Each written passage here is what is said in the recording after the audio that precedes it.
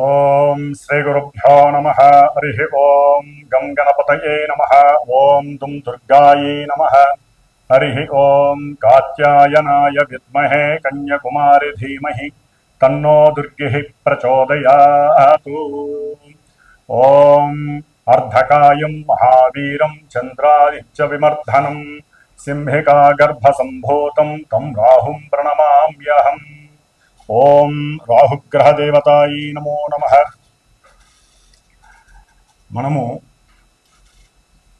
ఈ యొక్క భూప్రపంచంలో ముఖ్యంగా మానవులందరూ కూడా గత జన్మలకు సంబంధించినటువంటి కర్మ ఫలితాలను అనుభవిస్తుంలో ముఖ్యంగా శని కర్మకారకుడైతే ఆయన కర్మలని మాత్రం ఏ విధంగా చేయాలి, ఏ సమయంలో చేయాలో నిర్దేశిస్తే ఆ యొక్క కర్మలని పూర్వకర్మలు అలాగే అపరికర్మలుగా, అంటే మనిషి బ్రతికి ఉన్నంత కాలము ఆ కర్మలను హైరేజ్ అంటే ఎక్కువగా చేయటం, వాటి ద్వారా ఎన్నో రకాలైన ఇబ్బందులు పెట్టడం, అట్లాగే మనిషి చనిపోయిన తర్వాత అతను మళ్ళీ జన్మని అనుభవించేటంత వరకు, అంటే మరలా జన్మ వచ్చేంత వరకు అపరికర్మలని అనుభవిస్తూ ఉంటారు. అంటే ఈ భూలోకంలో చనిపోయిన వారి గురించి ఈ యొక్క అపరికర్మల్ని చేస్తూ ఉంటారు.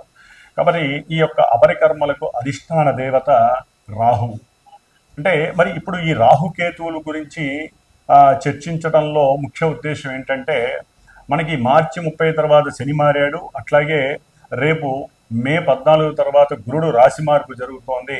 మే 18 తర్వాత రాహువు, ఇప్పటి వరకు మీనరాశిలో జలరాశిలో ఉన్నటువంటి రాహువు వాయుతత్వపు రాశి అయినటువంటి మిత్రుడైనటువంటి శని యొక్క కుంభరాశిలోకి తన యొక్క ప్రవేశాన్ని చేస్తున్నాడు పూర్వాభాద్ర నక్షత్రంలో 1వ పాదంలో ఉండి. కాబట్టి అందుకని ఈ రాహువుల గురించి మాట్లాడుతున్నాము. అట్లాగే తర్వాత కేతువు గురించి కూడా మాట్లాడదాము. మరి ఈ యొక్క రాహువు మనిషి, అంటే ఈ యొక్క మనుషుల మీద రకరకాలైనటువంటి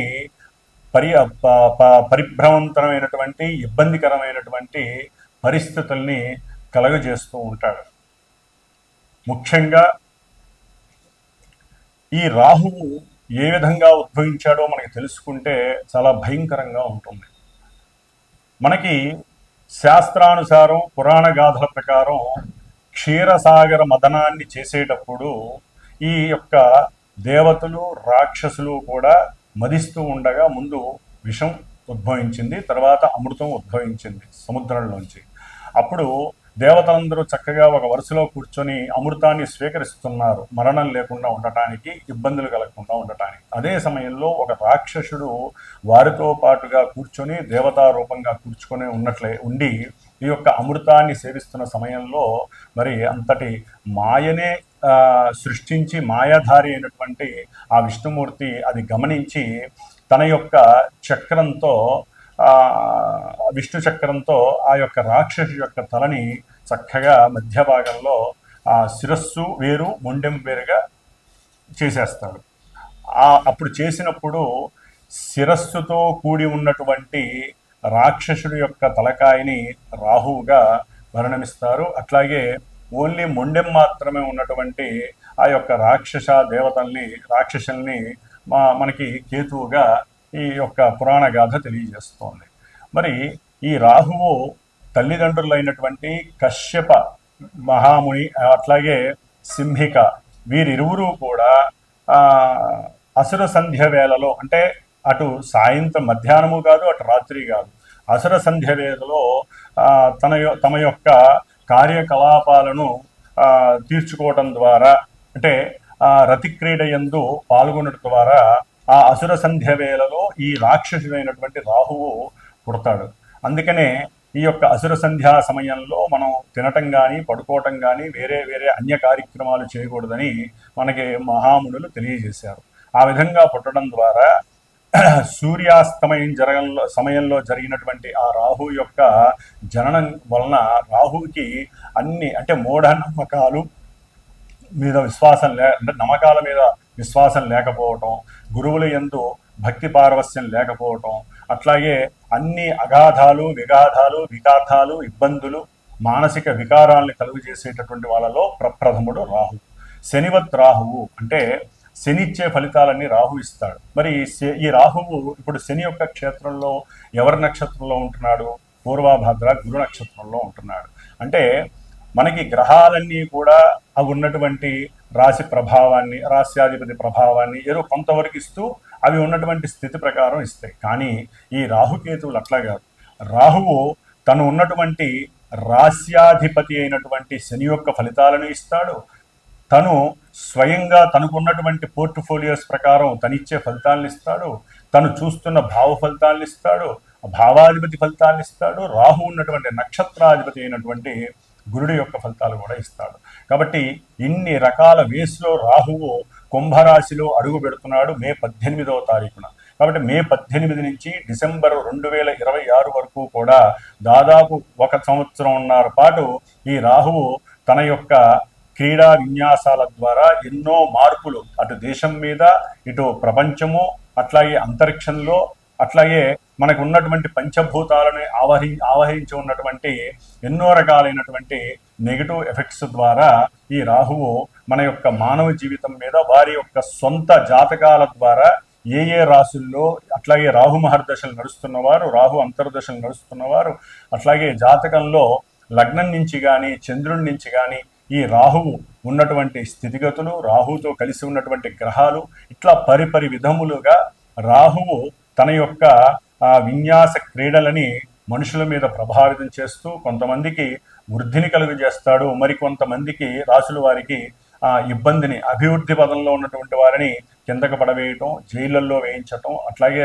కుటుంబంలో విఘాతాలు కలగటం, ఇట్లా ఎన్నో రకాలైనటువంటి సమస్యల్ని క్రియేట్ చేసేవాడు రాహువు. ఎందుకంటే శని యొక్క క్షేత్రంలో ఉండటం ద్వారా, కుంభరాశిలో ఉండటం ద్వారా. కాబట్టి ఈ యొక్క రాహువు చేసేటటువంటి విన్యాసాలు ద్వాదశ రాశుల్లో వారికి ఉన్నప్పుడు ఏ విధంగా ఉంటాయి ప్రస్తుతం ఈ యొక్క 1.5 ఇయర్. అట్లాగే ఈ యొక్క రాహువుకి అధిష్టాన దేవత దుర్గాదేవి, అట్లాగే ఈ యొక్క రాహుకేతువులు ఇద్దరికి అధిష్టాన దేవుడు సుబ్రహ్మణ్యేశ్వర స్వామి. కాబట్టి ఎవరైనా సరే ఈ రాహువు వలన మనం రాశుల ప్రకారం చెప్పుకునేటప్పుడు ఎన్ని రకాలైనటువంటి ఇబ్బందులు కలుగుతాయో అన్ని రకాల ఇబ్బందులకి దుర్గామాత ఆశీర్వచనం మాత్రమే మనకి శ్రీరామ రక్ష. కాబట్టి మరి శ్రీమాత జ్యోతిషాలయ పీఠంలో మా యొక్క పీఠంలో ఈ యొక్క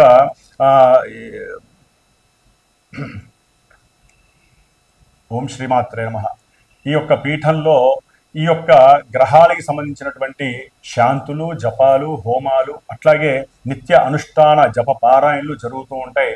ముఖ్యంగా చండీ సప్తశతి, వనదుర్గా హోమాలు, అట్లాగే ఈ రాహు యొక్క జపశాంతులు కానివ్వండి, దాన ధర్మాదులు కానివ్వండి, వారి యొక్క జన్మ జాతకరీత్యా రాహు వలన కలిగేటటువంటి ఎన్నో ఇబ్బందికరమైనటువంటి పరిస్థితుల్ని ప్రభావితం చేస్తూ ఏ విధంగా ఉంటాయో తెలుసుకొని వారు ఈ విధంగా చేసుకోవటం, అట్లాగే పర్సనల్గా కూడా వారు ఈ సంతానం లేనివారు, కుటుంబ అన్యోన్యత లేనటువంటి వారు ఏ విధంగా ఏ పూజలు చేసుకోవటం ద్వారా వారి యొక్క జీవితంలో ఈ రాహు యొక్క ఇబ్బందుల నుంచి తప్పించుకోవడానికి అనుకూలమైనటువంటి పరిస్థితులను కూడా మీరు తెలుసుకొని గనక ఈ సుబ్రహ్మణ్యేశ్వరుని, దుర్గాదేవిని ఏ సమయంలో ఏ రోజుల్లో ఈ యొక్క సూత్రాలు పాటించి ఉపవాస దీక్షలు గనక చేసుకున్నట్లయితే వారికి అనుకూలమైనటువంటి పరిస్థితులు కలుగుతాయి.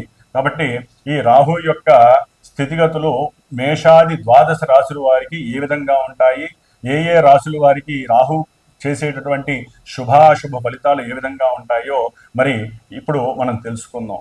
ఓం దుర్గాయే నమః. మకర రాశి.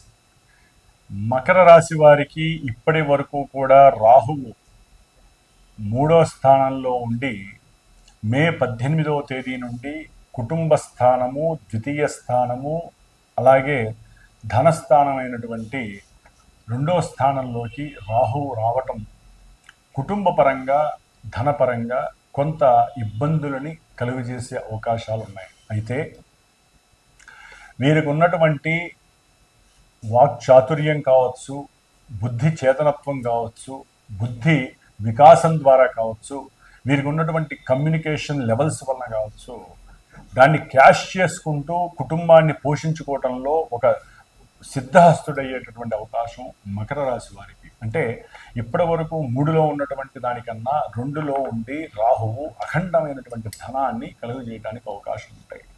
అట్లాగే అదే సీక్వెన్స్లో ఒక్కోసారి వీరి యొక్క స్టామినాని కోల్పోయే పరిస్థితి కలుగజేసే అవకాశము, వీరి యొక్క బుద్ధిని మాంద్య రూపకంగా తీసుకెళ్ళి వీరు నేను ఏదైనా చేయగలను అనేటటువంటి తత్వంలోంచి కింద పడేసేటువంటి పరిస్థితి ఈ రాహు ఉన్నటువంటి స్థానాధిపతి శని వలన కూడా కలుగజేసే అవకాశం ఉంటుంది. అందుకని కొంచెం జాగ్రత్త వహిస్తూ గనక వీరు మాటల్లో గనక వాక్చాతుర్యాన్ని ఉపయోగిస్తే అది ధనరూపకంగా వీరికి ప్రతిబింబిస్తుంది. ఎందుకంటే ఈ యొక్క రాహువు దాదాపు నవంబర్ 23 వరకు కూడా గురు నక్షత్రంలో ఉండటం ద్వారా వీరి యొక్క కమ్యూనికేషన్స్ వలన, లేకపోతే వీరు అటు ఇటు మారటం ద్వారా గృహం మార్పు కూడా వీరికి కలగటం, లేకపోతే ఉద్యోగంలో మార్పులు కలగటం, దాని ద్వారా ఆర్థికంగా ఫ్లక్చువేషన్స్ కలగటానికి ఎక్కువ అవకాశాలు ఉన్నాయి. ఇంకేముంది, నాకు బ్రహ్మాండంగా ఉంది, శని బ్రహ్మాండంగా ఉన్నాడు అనుకుంటారు. తొందరపడకండి. రాహువు 2వ స్థానంలో ఉండటం ద్వారా మీకు ఉన్నటువంటి నికర లాభ నిలువలు, అంటే బ్యాంకులో ఉన్నటువంటి ధన నిలువల్లో ఫ్లక్చువేషన్స్ వస్తాయి. ఆ ఫ్లక్చువేషన్స్ మీరు తట్టుకోలేరు. కొంచెం జాగ్రత్త వహించండి, నష్టం కూడా పోయే అవకాశాలు ఉన్నాయి. అట్లాగే మీరు ఏదైనా సరే ఈ రాహు యొక్క దృష్టి మకర రాశి వారికి ఉద్యోగ స్థానం మీద, తులారాశి మీద పడుతోంది. అంటే కుటుంబంలో భార్యాభర్తల మధ్య కొంత ధనపూరితమైనటువంటి విభేదాలు కలగటానికి అవకాశాలు ఉంటాయి. అంటే వ్యాపారం, భార్య ఏదైనా వ్యాపారం పెడుతున్నప్పుడు భర్తని ధనం అడగటం, లేదా భర్త భార్య దగ్గర ధనం ఉంటే, అంటే ఉద్యోగం చేసే స్త్రీలు ఉంటారు, వారిని అడగడం ద్వారా వీరి మధ్య మాట రాచుకొని ఆ యొక్క వ్యాపారం దేవుడెరుగు లేనిపోని సమస్యలు వస్తాయి. కుటుంబంలో వీరి మధ్య ఎడబాట్లు కలుగుతాయి. అట్లాగే వీరు ముఖ్యంగా ఈ యొక్క మకర రాశి వారికి అష్టమ స్థానమైనటువంటి సింహరాశి మీద కుటుంబ ధనస్థానంలో ఉన్నటువంటి రాహు యొక్క దృష్టి పట్టడం ద్వారా తండ్రి యొక్క ఆరోగ్య విషయంలో అకస్మాత్తుగా ధనాన్ని నష్టపోయి కోల్పోయే పరిస్థితి కూడా కలుగుతోంది. అంటే చక్కగా లాభం వస్తుంది, తండ్రి విషయంలో ధనం కోల్పోయే అవకాశం ఉంటుంది. లేదా గవర్నమెంట్ జాబ్స్కి ప్రయత్నం చేస్తున్న వాళ్ళు ధనపరంగా ఎవరినో నమ్మి మధ్యవర్తిని ధనాన్ని పెడతారు, ఏజెన్సీస్ నమ్మి. అక్కడ అకస్మాత్తుగా వాళ్ళు బోట్ ఎత్తేస్తారు, నష్టపోతారు. ఇట్లా ఎన్నో రకాలుగా క్యాష్ విషయంలో, ధన విషయంలో ఫ్లక్చువేషన్స్ జరుగుతాయి. ఆ ఫ్లక్చువేషన్స్ మీ మెడకి ఉరితాడవుతుంది. అంటే ఏంటి, అర్థం కాదు, రాహువు అర్థం కానివాడు. అయ్యో ఎందుకు ఇట్లా జరిగిపోయింది, చక్కటి లాభం వచ్చింది, ఆ లాభాన్ని కాస్త తీసుకెళ్ళి వాళ్ళకి పెట్టేస్తారు. అట్లాగే సంతాన విషయంలో ముఖ్యంగా వీరికి కొన్ని ఇబ్బందులు ఎదురే అవకాశం ఉంటుంది.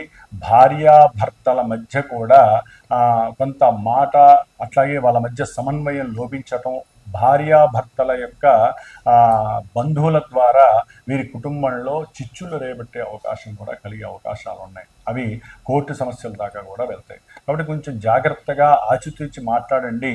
బంధువులు అంటే భార్యాభర్తల మీ ఇద్దరి తరపు ఎవరైనా సరే బంధువుల విషయంలో కొంచెం అతి జాగ్రత్తగా మాట్లాడడం ద్వారా, వారికి ధనాన్ని ఇచ్చేటప్పుడు కూడా వ్రాతపూర్వకంగా రాసుకోవడం ద్వారా, ఈ రాహు వాళ్ళ సామాన్యుడు కాదు, ఆయన ఇచ్చే మల్టిపుల్ విశేష ధర్మాలు మనల్ని చాలా చాలా అధోపాతాలానికి నెట్టే అవకాశాలు ఉంటాయి. కాబట్టి వాక్కు విషయం, అంటే మాట విషయం, ఎవరికైనా మాట ఇచ్చే విషయం, ఫ్రెండ్స్ దగ్గర మాట తీసుకునే విషయం, మాట ఇచ్చే విషయం, ఫ్రెండ్స్కి ధనం ఇచ్చే విషయంలో కూడా జాగ్రత్త వహించండి.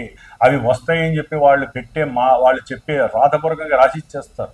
10 రూపాయలకి 40 రూపాయలు వడ్డీ ఇస్తామంటారు. మీరు 100 రూపాయలు ఇస్తే 40 రూపాయలు వడ్డీ అంటారు. అయిపోయి అంతటితో ఆ 10 రూపాయలు కాదు, 40 రూపాయలు కాదు, మీరు ఇచ్చేటటువంటి లక్షలన్నీ మునిగిపోతారు. కొంచెం జాగ్రత్త వహించండి.